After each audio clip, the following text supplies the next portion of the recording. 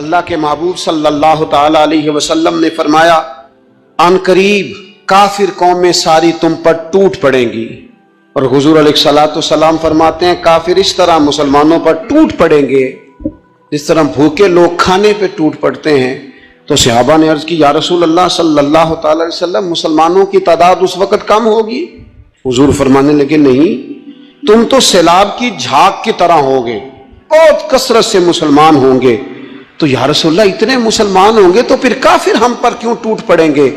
تو اللہ کے محبوب علیہ الصلوۃ والسلام فرمانے لگے تمہارے دلوں میں کمزوری ڈال دی جائے گی، کفر کا روب تمہارے دلوں میں بیٹھ جائے گا۔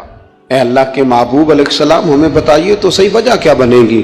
تو حضور فرمانے لگے وجہ صرف اتنی ہوگی کہ تمہیں دنیا سے پیار ہو جائے گا، موت سے نفرت ہو جائے گی۔ کیوں؟ تم سارا کچھ جینے کے لیے کرو گے، تمہیں مرنے سے محبت نہیں رہے گی۔